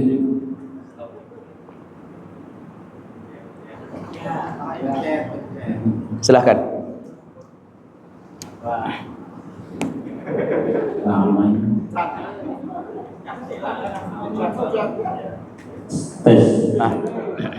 Assalamualaikum warahmatullahi wabarakatuh. Waalaikumsalam. Ada 2 pertanyaan. Pertama, jadi kita di sekitar rumah gitu kan, ada imam itu yang dia pakai di depan imam, ada di beberapa masjid sih, di depan baca imamnya itu baca Quran gitu. Ya. Itu diperbolehkan ya? Itu satu. Yang kedua, kalau kita dapat kedapatan kita pada saat ikutin imam bacaannya itu nggak benar gitu menurut kita karena kita nggak paham gitu ya, apakah kita harus tetap ngikutin atau berhenti atau mundur gitu? Ya. Bisa. Assalamualaikum warahmatullahi wabarakatuh. Ngimami sambil membaca mushaf di depannya. Ketika tidak mengganggu pergerakan sholat, buka terus, ini tangannya sampai buka, itu kan membatalkan sholat. Para ulama membolehkan, ya. Tapi yang afdol hafalan. Kalau ada yang lebih hafal, ya ayat-ayat tertentu dia hafal, itu lebih afdol dipakai daripada membaca. Tapi kalau ada maslahat tertentu, contohnya dia mau targetnya selesai Quran 30 juz dalam keadaan tidak salah. Gitu kan, karena kadang dalam hafalan itu saat ngimami salah-salah. Saya pun banyak merasakan begitu. Akhirnya membaca Quran tidak ada masalah, ya ya kan? Tapi tentunya yang lebih afdol adalah dengan hafalan dan dengan syarat tidak buka lagi mau sujud buka mau tidak, ya itu tidak diperkenankan. Itu. Yang kedua apa tadi? Ya, ketika kita sholat jadi makmum, ini yang sering saya dapati begitu. Saya kadang merasa mendingan tadi nggak sholat sama dia kan gitu kan. Nah, tapi kemudian saya berusaha untuk toleransi ketika kesalahan tidak di surat Al-Fatihah. Oke, lanjutkan saja. Tapi kalau kesalahan dia di surat Al-Fatihah, menurut kita kesalahan dia itu udah membatalkan sholat, udah Anda langsung namanya mufarokoh. Mufarokoh itu menceraikan diri dari dia gitu. Seperti orang yang makmuman dengan mu'ad tadi, mufarokoh dengan mu'ad karena mu'ad kepanjangan, dia akhirnya sholat sendiri di belakang. Silahkan mufarokoh. Tapi kalau kesalahan tidak pada surat Al-Fatihah, sholatnya masih sah gitu kan. Jadi kan tadi syarat kita dia jadi imam adalah dia mampu membaca surat Al-Fatihah, kan begitu. Adapun surat lain itu tidak wajib, tidak pula rukun. Kesalahannya pun tidak sampai membatalkan sholat. Walaupun memang kesalahan dosa, apalagi disengaja, ya kan? Seperti itu. Dan itu sering kita dapati, Pak. Ada sebagian masjid kita masih mengandalkan senioritas. Pokoknya ini yang tua, kalau dia ada harus ngimami. Alhamdulillah. Astagfirullah. Saya tahu 2 kali sholat di situ, selanjutnya ketika yang datang itu lagi saya nggak mau sholat di situ, karena nggak khusyuk saya. Bukan karena benci dia orang tua, enggak, karena saya nggak khusyuk, ya kan? Di waktu yang sama kita bisikin DKM, harusnya begini, secara hukum fikih begini. Ada beberapa masjid yang ini di kota loh, apalagi di kampung. Masya Allah, ini di kota ini. Ada di kanan kiri tempat saya tinggal seperti itu. Masya Allah. Padahal dunia sudah modern begini, anak-anak muda yang sudah berbakat luar biasa banyak. Pernah saya tanya kenapa, alasannya enggak sanggup membayar imam. Terus saya bilang saya yang akan bayar kan gitu. Ya Allah. Ya seperti itu ya, Didin yang dimuliakan Allah Subhanahu Wa Taala. Ada lagi? Silahkan. Bismillahirrahmanirrahim. Assalamualaikum warahmatullahi wabarakatuh. Waalaikumsalam. Izin saya bertanya. Biasanya di hari Senin sampai Jumat dan di masjid ini ada ustadz dan imam. Ketika hari Sabtu lembur, biasanya itu kalau ketika sholat zuhur sama asar tidak ada imamnya. Nah, biasanya DKM itu disuruh langsung jadi imam, tanpa maksudnya kan kita kadang tahu yang mana sebenarnya lebih pantas daripada kita gitu. Tapi jamaah biasanya kalau pas zuhur itu nggak mau ada yang di depan, jadi DKM itu langsung disuruh jadi imam gitu. Itu pertama. Kedua, karena imam tersebut atau DKM tersebut belum terbiasa ya jadi imam tuh. Mungkin pertama keringetan, kedua deg-degan gitu ya. Tapi sih lama-lama jadi kebiasaan, jadi bisa gitu. Nah itu yang pertama tadi pertanyaan saya kan, mungkin yang sebelah sana itu ada yang lebih pantas lah daripada kita gitu. Tapi terkadang jamaah itu menunjuk kita karena kita sebagai DKM. Terima kasih. Ya. Yang pertama, ketika DKM tersebut memang sesuai dengan kriteria tadi, maka tidak boleh dia menolak. Yang kedua, ketika DKM tersebut tidak sesuai dengan kriteria dan dia tahu diri, kemudian melihat di sekitarnya ada yang lebih baik, ya kan? Ada yang lebih baik, maka DKM tersebut wajib menunjuk dia yang lebih baik tadi. Ternyata yang lebih baik yang dia tunjuk tadi nggak mau, ya kan? Cari solusi yang lain, mana lagi selain dia. Nggak ada pula yang mau, ya udah, Anda yang harus maju, DKM tersebut yang harus maju. Begitu. Jadi istilahnya tanazul. Ada orang yang lebih afdol mendahulukan yang tidak afdol untuk menjadi imam, itu boleh. Ketika yang lebih afdol tadi, monggo, silahkan. Walaupun yang lebih baiknya yang afdol tadi untuk menjadi imam. Nah, solusinya bagaimana biar tidak terjadi saling tunjuk menunjuk dan nggak selesai-selesai. Ya, solusinya ketika hal tersebut terjadi, DKM sudah menyiapkan beberapa orang yang menjadi badal. Badal nomor 1 ini, ketika ini ada ente yang jadi imam. Nggak ada, nomor 2 ini. Nggak ada, nggak ada, nah terus semuanya begitu. Itu seperti itu. Jadi badal tersebut mereka ada orang-orang yang setiap sholat 5 waktu rajin di masjid dan selalu ada berada di saf terdepan. gitu kan. Ente ya, nanti kalau ini nggak ada ente ini. Nah, solusi yang kedua, orang-orang yang disiapkan menjadi batal tadi dicek dulu sama ustadz, gitu kan. Dicek dulu sama ustadz bacaannya. Kemudian ditetapkan, ente yang nomor 1 ya, gitu kan. Nanti kalau ustadz asli nggak ada, ente yang maju, gitu kan. Ya, yang dicek apa? Bacaan Quran dari surat yang dia hafal. Yang paling utama ada Al-Fatihah. Jadi menjadi imam nggak harus hafid 30 juz, nggak harus. Ya, pandai tentunya hafid 30 juz lebih afdol daripada yang hanya juz 30 kan begitu kan. Ya kan? Kalau hafidnya sama-sama hafid, ini 30 juz, ini juz 30 juz lebih afdol daripada yang juz 30, ya kan? Pada surat-surat yang dia sudah hafal, yang biasa dia pakai untuk ngimami, kita pastikan benar. Jadi harus mendatangkan ustadz untuk ngecek ini sudah benar atau belum, sehingga bereslah masalah seperti itu. Nah, ini tugas DKM itu harus mengatur hal-hal itu semuanya. Silakan lanjut. Nah,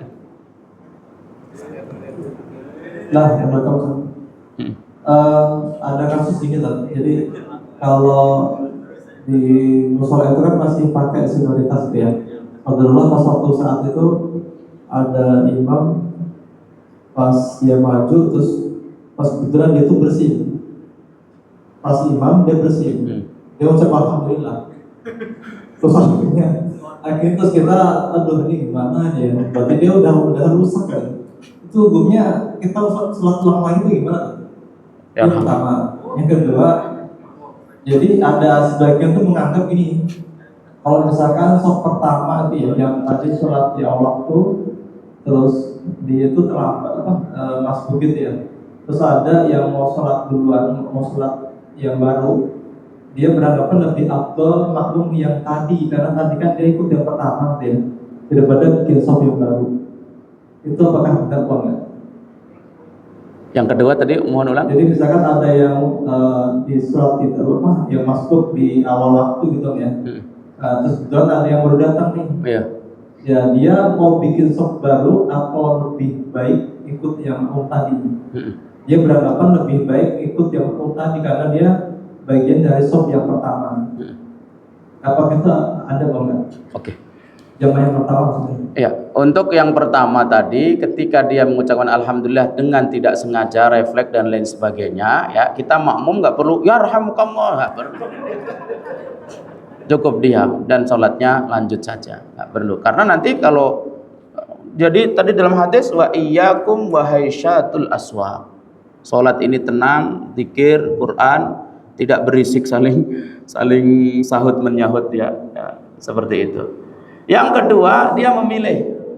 Ketika dia ternyata sendirian, ya kan? Ketika dia sendirian, pas datang sendirian, ya udah bergabung dengan yang sudah ada menjadi makmum. Ketika dia melihat, oh tadi pas wudhu banyak orang itu yang mau baru masuk, gitu. Tunggulah, gitu kan? Walaupun 1 orang 2 orang, tunggulah. Dia mendirikan jamaah yang kedua. Nggak ada masalah, dia memilih sesuai dengan kondisi. Yang penting dia semangat untuk berjamaah dan tidak sendirian, gitu kan? Karena sholat sendiri satu tadi, sholat berjamaah, walaupun masbuk tersebut, walaupun dia terlambat, insya Allah sudah ditulis berjamaah, kan seperti itu. Mudah-mudahan bisa menjawab. Ada lagi?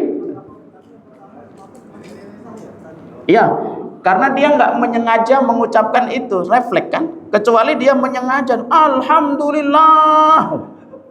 Sama kayak halnya Anda sholat di luar, assalamualaikum. Ada yang nyapa Anda mau masuk, Anda sedang sholat. Assalamualaikum. Anda waalaikumsalam. Ketika Anda mengucapkan waalaikumsalam, niatnya jawab salam dia, sholat Anda batal. Nah, tapi kalau pas waalaikumsalam, pas lagi salam. Nah, pas lagi salam gini kan, pas bertepatan itu tuh, tapi Anda kencengin salamnya. Kan selesai itu kan, selesai tasyahud. Assalamualaikum warahmatullah. Sambil kenceng. Sehingga dia tahu bahwa saya sedang sholat. Atau Allah, sami Allahu liman hamd, dikencengin. Tapi niat sami Allahnya adalah sami Allah mau bangun dari rukuk tadi sambil memperdengarkan dia. Itu aman. Tapi kalau Anda sengaja untuk jawab dia salam, saat ini membatalkan sholat. Ya, ini membatalkan sholat seperti itu hadirin. Ada gerakan-gerakan yang kita nggak sengaja refleks, ya kan? Insya Allah masih dimaklumi kan begitu. Termasuk tadi yang ketok-ketok tadi itu tadi. Jadi ketika dia ketok-ketok, assalamualaikum, kok nggak dijawab-jawab gitu? Anda bingung, ini saya kan sedang sholat ini kan? Udah bangun dari situ, Allahu Akbar. Tapi Allahu Akbarnya jangan niat jawab salam dia. Allahu Akbarnya niat kamu sedang berpindah dari sujud ke bangun tadi. Ya, kemudian dia dengar aman. Seperti wallahu a'lam. Ada lagi? Ya, satu lagi.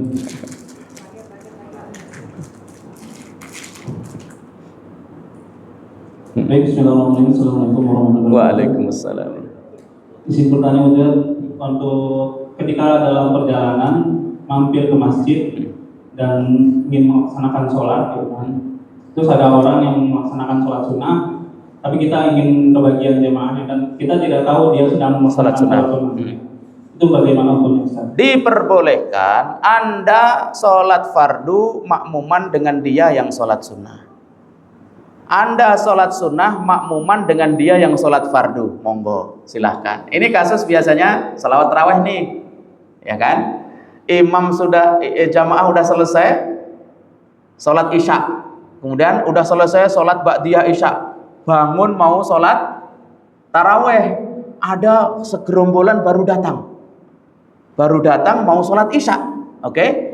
Apa yang harus dilakukan segerombolan tersebut? Mendirikan sholat isya bersamaan, akhirnya suara antara dia dengan suara imam di sini perang, atau dia ikut makmuman dengan jamaah yang sedang sholat tarawih tadi, tapi niatnya sholat isya. Yang harus dilakukan oleh gerombolan tadi, makmuman bersama jamaah yang sholat tarawih, bersama imam yang sedang sholat tarawih, niatnya sholat isya. Loh kan itu kan tarawihnya 2 rakaat Ustadz, sementara isya kan 4 rakaat. Setelah imam tarawih 2 rakaat salam, silahkan tadi maju, berdiri lagi 2 rakaat lagi, selesai. Seperti itu, beres, ya kan?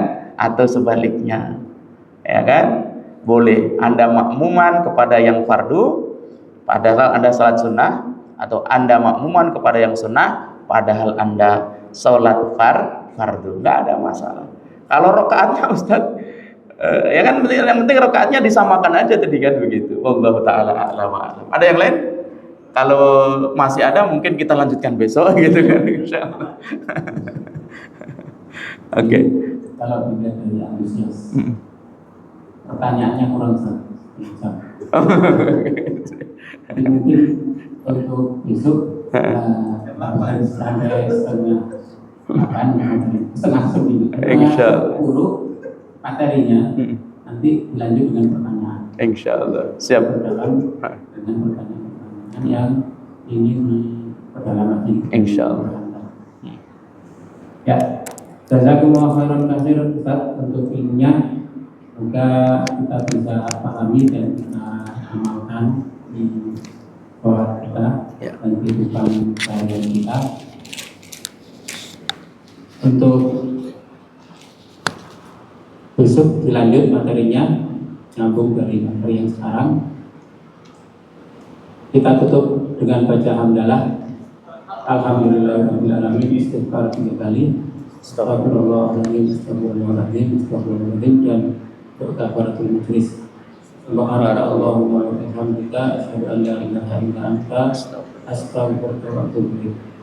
Kurang lebihnya mohon maaf. Wassalamualaikum warahmatullahi wabarakatuh. Waalaikumsalam.